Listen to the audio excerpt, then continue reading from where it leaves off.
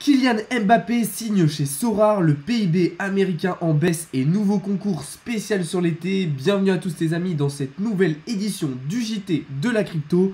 Plein de choses à dire aujourd'hui. Une première partie comme d'habitude, analyse technique, on va faire un petit peu le point sur le marché. Et une deuxième partie actualité avec vraiment des news de malades cette semaine du côté d'FTX, du côté des États-Unis, du côté de Kylian Mbappé et de Sorare comme je vous l'ai dit en tout début de vidéo. Juste avant de commencer, je vous invite à vous abonner à la chaîne YouTube si ce n'est pas déjà fait, à lâcher un petit like en fin de vidéo si celle-ci vous aura plu et on va pouvoir commencer tout de suite.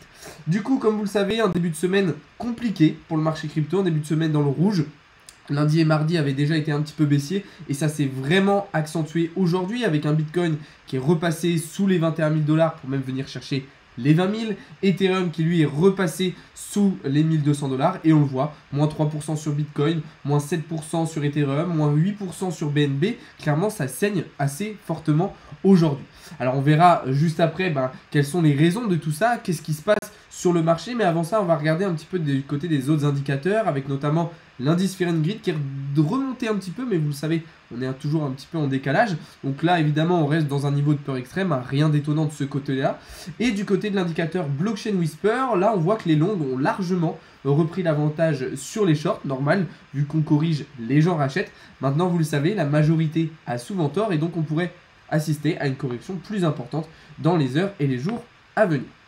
Donc comme je vous le disais, tout ça s'explique par notamment un Bitcoin qui revient chercher son support intermédiaire des 20 000 $. Maintenant, il va falloir voir est-ce que ce support va une nouvelle fois tenir ou est-ce que cette fois-ci on va casser par le bas. Et comme on l'avait fait à la fin, à la moitié du mois de juin, est-ce qu'on va revenir tout simplement chercher le bas de notre pattern, donc plutôt en direction des 18 000 $. Moi, vous le savez, ça fait plusieurs jours que je vous le dis, je suis plutôt baissier. Je considère que là, ce qui s'est passé les derniers jours sur Bitcoin était seulement un piège pour venir chercher de la liquidité qu'on allait en fait absorber par la suite. Donc moi, clairement, la position ici qu'on a dans le scénario haussier, j'en suis sorti depuis un moment. J'avais pris mes profits au niveau des 21 800 $. J'avais remonté mon stop loss au prix d'entrée. Donc là, vous voyez que je suis sorti du trade depuis maintenant un petit moment. Maintenant, comme je vous le disais, il va falloir voir si on tient ce support des 20 000 $, si on arrive à repasser au-dessus du nuage d'Ishimoku, alors là on pourra tenter une nouvelle fois d'aller réintégrer le pattern weekly et d'aller chercher des targets en direction des 25 000 $. Pour l'instant, ça semble ne pas être le cas. Et si par contre on vient casser donc le support par le bas, premier objectif, venir chercher du coup le bas du pattern vers les 18 000 $. Et là, il faudra voir si on arrive à de nouveau rebondir dessus ou si on le casse par le bas. Et dans ce cas-là, on vient chercher un nouveau bottom sous les 17 000 $. Ça, vous le savez, c'est plutôt le scénario que je privilégie depuis un moment. Ça correspond de toute façon à ce que je vous avais montré en weekly il y a quelques semaines. Puisque là, on peut considérer clairement qu'on est sous le premier niveau de Fibonacci, donc sous les 23 600 $. Et on est toujours au-dessus des 17 140 $, du coup, du deuxième niveau de Fibonacci. Et qu'on tient pour le moment grâce au support intermédiaire des 20 000 $. Le problème, c'est que oui, pour l'instant, on tient ici, mais tant qu'on ne va pas repasser au-dessus des 23 600 $, alors on reste dans ce scénario baissier puisqu'on n'aura pas non plus réintégré le pattern weekly. Donc on est vraiment dans une situation très particulière sur Bitcoin. Personnellement, j'essaye d'être extrêmement prudent. Comme vous le savez, en plus, on n'a pas un contexte macroéconomique super favorable avec des marchés américains, on le verra tout à l'heure, qui sont en difficulté. Donc clairement, moi je reste extrêmement prudent, je limite mon nombre de positions et je limite mon exposition un maximum sur le marché. Voilà pour cette première partie un petit peu analyse qu'on pouvait faire sur le marché crypto. Ce qu'il faut retenir, c'est que pour le moment, Ethereum tient mieux le coup que Bitcoin. Ethereum résiste mieux à la correction que Bitcoin, même si aujourd'hui, il a quand même perdu pas mal de valeur. Ethereum tient quand même plus le coup, mais bon, ce qu'il faut comprendre, c'est que si Bitcoin nous fait un piège et si Bitcoin passe sous les 20 000 $, dans tous les cas, Ethereum viendra probablement chercher aussi sous les 1000 $ et peut-être même en direction des 900, 800 ou voire même 750 $ dans les jours à venir. Donc il va falloir rester extrêmement prudent sur le marché. Il va falloir aussi attendre des confirmations, qu'elles soient de rebond ou de cassure, voir si Bitcoin rebondit ou casse, voir si Ethereum rebondit ou casse. Et à ce moment-là, on aura du coup une tendance claire à identifier et on pourra du coup prendre nos positions en fonction de si on a un rebond ou si on a une cassure. Voilà, encore une fois, je précise que tout ça n'est pas du conseil en investissement. Je vous invite à faire vos propres recherches avant de prendre des positions. Et si jamais vous voulez des exemples de positions et davantage de conseils, je vous invite aussi à rejoindre le serveur Discord. Vous avez le lien dans la description. Ok, on va passer du coup à la deuxième partie de cette vidéo désormais, ce qui va concerner les grosses actualités de cette semaine. Et la première, vous en avez probablement entendu parler, c'est Kylian Mbappé qui devient actionnaire de Sorare. Alors qu'est-ce que c'est Sorare? Pour ceux qui ne le connaissent pas, c'est tout simplement un jeu de fantasy sportif sur la blockchain, donc qui fonctionne avec des NFT, avec la technologie blockchain et avec les crypto-monnaies. C'est l'un des jeux en fait numéro 1 et l'un des projets numéro 1 en NFT et dans l'univers blockchain aujourd'hui. Je pense que vous en avez tous déjà entendu parler, même ceux qui ne sont pas forcément dans l'univers crypto. C'est quelque chose qui a fait déjà beaucoup de bruit. En plus, c'est une entreprise qui est française, donc là c'est vraiment tout bénef pour nous. Et donc Kylian Mbappé signe et investit chez Sorare. Alors pourquoi c'est une très bonne nouvelle? Parce que du coup, voilà, ça va créer une visibilité déjà de malade pour Sorare, mais aussi pour l'intégralité de l'écosystème crypto, blockchain et NFT. On le sait, Kylian Mbappé aujourd'hui c'est l'une des personnalités les plus influentes du monde dans le domaine sportif, mais pas uniquement. On voit que c'est une personnalité qui se fait entendre un petit peu de partout, en politique, dans différents médias, donc clairement qui a une visibilité de fou, une influence de fou, et donc ce qui est intéressant, c'est que ça va permettre justement une démocratisation, une adoption par le grand public de cet univers crypto, NFT, blockchain, surtout que là en plus ça se fait par un jeu, en fait, donc forcément ça va aussi pouvoir attirer les plus jeunes, les passionnés de sport, les passionnés de crypto, donc clairement ça va englober vraiment une grosse part de la population et un grand public, donc clairement news très très intéressante. Personnellement je trouve ça super, évidemment en plus ça reste en adéquation avec sa personnalité puisque c'est dans le domaine du sport et du football, et en plus comme je vous le disais c'est une entreprise française. Donc là, le point positif aussi, c'est qu'on va du coup avoir une entreprise française qui va être un petit peu pionnière dans ce domaine-là et qui va pouvoir se développer. Je rappelle que c'est quand même une entreprise qui est valorisée à plus de 4 milliards de dollars, donc c'est pas rien du tout. Et du coup, voilà, donc on a Mbappé qui investit directement là-dedans, donc qui est actionnaire. Et en plus de ça, ambassadeur, c'est-à-dire que Mbappé va représenter aussi la marque, l'entreprise Sorare dans des événements, dans des rassemblements, mais aussi à l'international via toutes ces marques. Donc clairement, déjà une très très très bonne nouvelle. Désormais, on va passer sur une actualité un petit peu moins souriante, un petit peu moins réjouissante. C'est les chiffres du PIB américain du coup qui ont été dévoilés. Je vous en avais parlé il y a quelques jours. Donc là, cet après-midi, du coup, on a la Fed et la SEC qui se sont réunis. On a Powell, du coup, Lagarde et Bailey qui se sont réunis aussi. Et on a eu du coup les premiers résultats de l'évolution du PIB américain qui est révisé du coup à moins 1,6% au premier trimestre. Donc évidemment, très mauvaise nouvelle. On a donc une situation économique aux États-Unis qui continue de se dégrader.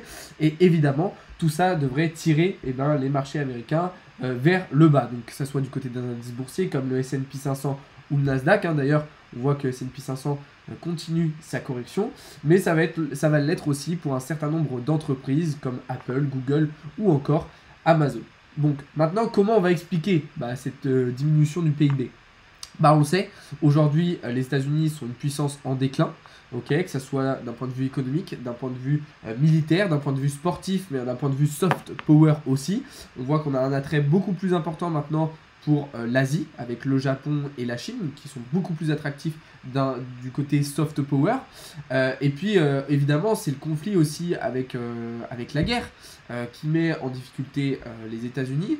Et puis, avec tout ce qui se passe aussi du côté politique intramuros, qu'on pourrait dire pour les États-Unis, avec récemment l'interdiction du droit à l'avortement, et beaucoup de droits qui reculent pour certaines populations. Donc clairement, on a une puissance en déclin. Sur tous les aspects, on a les États-Unis qui sont une puissance en déclin, qui sont de plus en plus en difficulté, qui vendent probablement du coup moins d'armes, moins de vêtements, qui représentent moins en fait leur pays.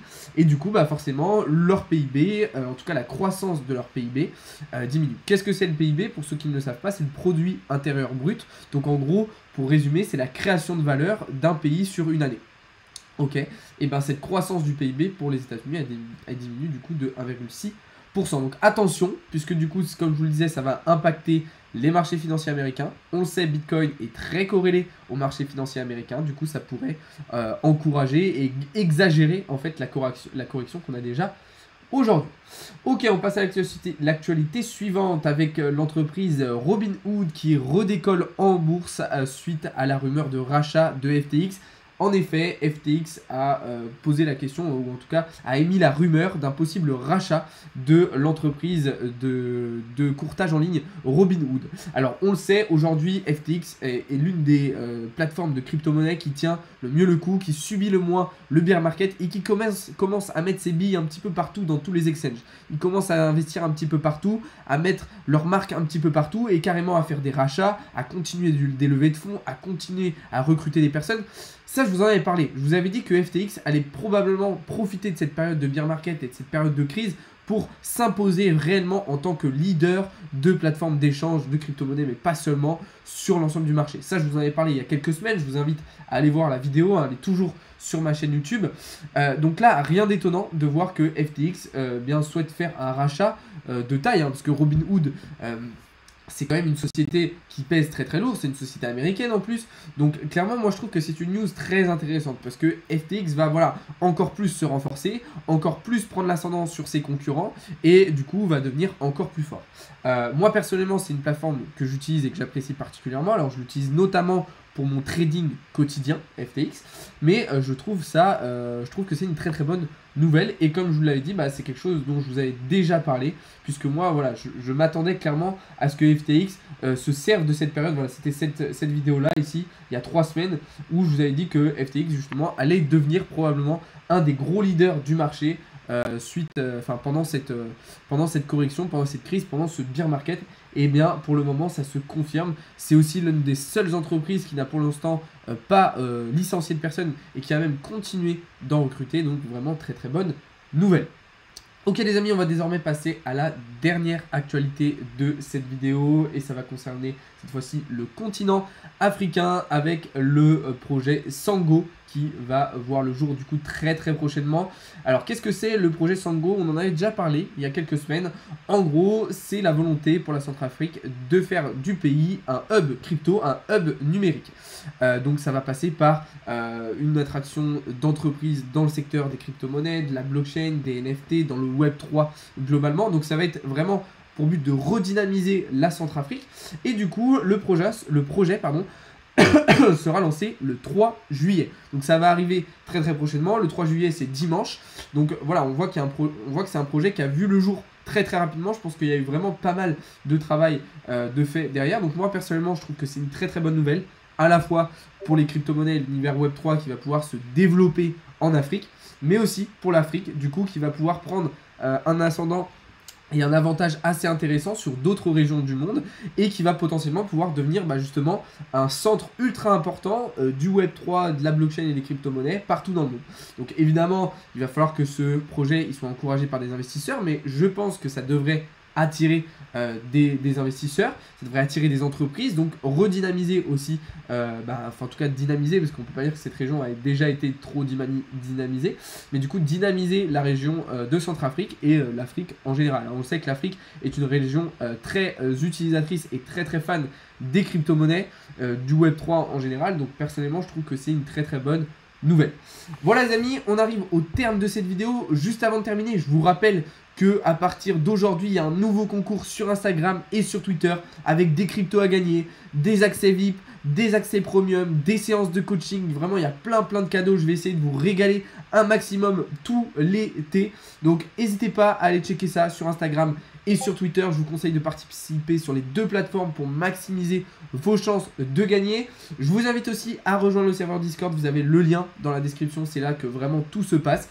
Et je vous rappelle aussi que la formation e-commerce est désormais disponible ainsi que la section e-commerce dans le Discord. La formation e-commerce, elle peut vous coûter 0 € si vous avez déjà travaillé au moins 2 ans en France ou alors même vos parents. En gros, elle est éligible au CPF, ça veut dire que l'État vous la finance à 100% pour tous ceux qui sont français. Donc allez checker aussi, je vous ai mis le lien dans la description, allez voir tout ça, c'est dans la partie e-commerce. Sur ce les amis, merci beaucoup d'avoir regardé cette vidéo, je vais vous souhaiter une très bonne fin de journée et nous on se retrouve dès demain matin pour davantage de contenu et davantage d'analyse. Salut à tous les amis, c'était Alex de Crypto Learning.